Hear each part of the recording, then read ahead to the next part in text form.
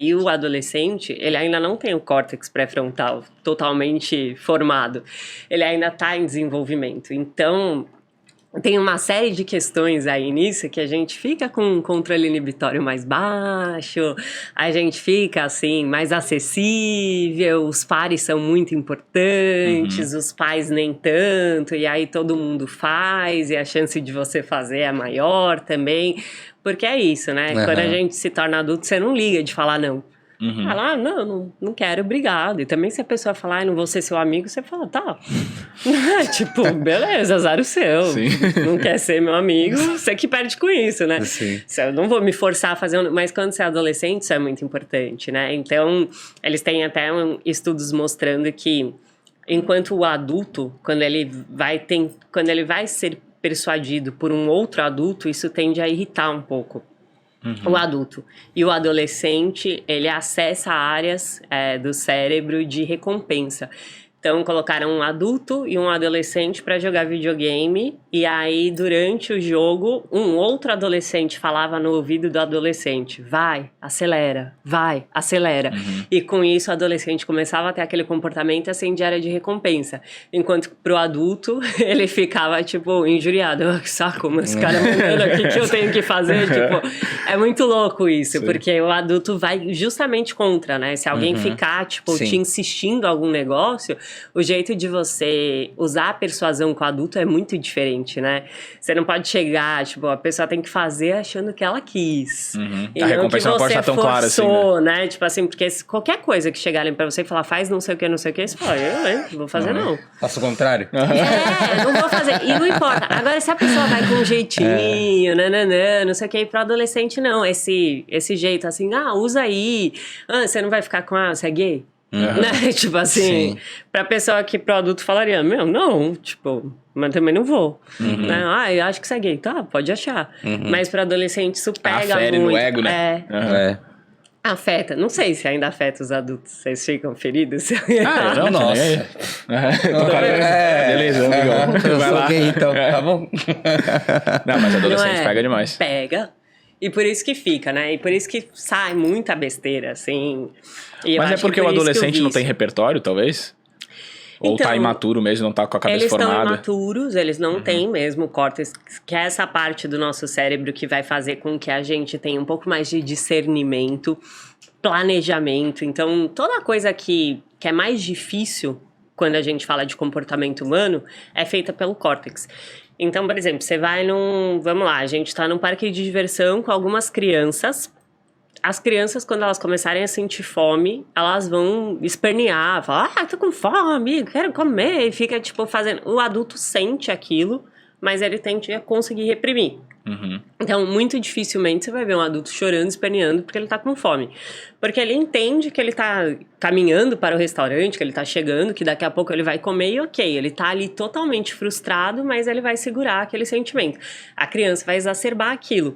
E o adolescente, ele tá numa transição, então ele tem um pouquinho mais do que a criança, mas bem menos do que o adulto. Então, por isso que às vezes tem uns comportamentos que você fala, nada a ver isso daqui, bem infantilizado, e em contrapartida, às vezes tem uns comportamentos que são mais próximos de um comportamento adulto, mas eles tendem a ficar nessa meiuca aí, não é nem adulto, nem criança, e aí uma série de questões de planejamento, de mudar a estratégia, por exemplo, uma coisa que a gente faz como adulto você começa a tentar alguma coisa.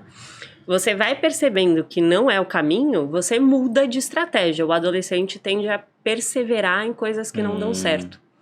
E isso gera maior sofrimento, se você for ver. Porque você está perseverando numa coisa que não funciona, querendo ter um resultado que não vai te trazer aquele resultado, mas meio que é como se você não entendesse que você precisa mudar a estratégia. E aí eles permanecem naquela estratégia, querendo aquele resultado, e ficam cada vez mais frustrados, cada vez mais frustrados, cada vez mais frustrados. E aí essa imaturidade, essa questão da frustração, inclusive culmina em um monte de transtorno que a gente tem na adolescência, né? Transtorno mental tem bastante. E suicídio, né? É a maior causa de morte na adolescência. A questão da pessoa chegar a ficar transtornada, assim, digamos que se aguentasse um tempo e passasse pela adolescência, a tendência natural é que se sumisse ou não? O próprio TDAH tende a maturação cerebral ajuda nos sintomas do TDAH. Não existe adulto com TDAH? Sim, existe adulto com TDAH. Mas a maturação cerebral ajuda. Por quê? Porque o TDAH é uma falha nas funções executivas, ou seja, no córtex. Então, conforme esse cérebro vai se maturando, ele tende a diminuir os sintomas. Então, a pessoa tem maior controle, por exemplo, de impulsos, que é um sinal bem forte do TDAH. Ela tende a conseguir planejar melhor, então ela tende a ter menos sintomas. Por isso que é mais comum a gente ver um monte de criança hiperativa e não ver adulto. Porque o adulto, ele vai aprendendo a lidar, né? Às vezes ele até é impulsivo, mas ele se torna mais impulsivo no pensamento e menos nas ações. Ele sabe lidar com aquilo. Porque ele vai aprendendo e o cérebro dele foi maturando. Então ele foi usando a neuroplasticidade dele para, né, trazer o comportamento que ele precisava ter para ele conseguir ali estar naquele ambiente, mas também a maturação cerebral. Então sim, muitas coisas da adolescência, se a pessoa pudesse passar, tanto é que quando você olha para os problemas de adolescência hoje, você não pensa, puxa, não era tão grave. Sim. Mas naquela época era. Era. Sim. É um absurdo quando você tá vivendo assim, né? Tem uma série de questões hormonais também que influenciam, mas E aí, o que acontece é que ajuda, né? Tende a ajudar, sim, mas eles geralmente acabam sofrendo muito, muito, muito, muito. E aí, quando vai ver, já tá um pouquinho complicado, avançado assim. demais. Principalmente de automutilação. É mais difícil você ver um adulto que tem automutilação, assim, mas é bem comum em jovens. Mas aquela frase do que falam, é uma fase, tipo, isso é uma fase. De fato é uma fase? Se for um transtorno, não. Mas não significa que não tenha controle. Então, a gente tá falando, por exemplo, comparando a uma doença fácil, assim, da gente pensar um diabetes. Dá para viver com qualidade de vida com diabetes? Dá. Você tem cura de diabetes? Não. Mas você tem controle? Então, quando a gente fala de transtorno, assim, né? Se for um transtorno de personalidade ou o próprio TDAH, é um transtorno que a pessoa, tipo, ela não vai, estou sem o TDAH.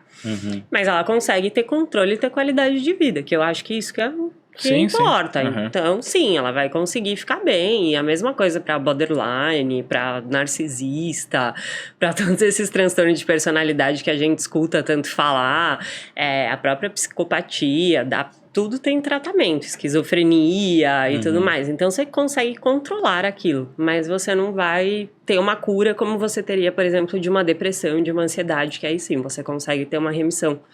Curtiu esse corte? Se inscreve aí no canal e já deixa teu like.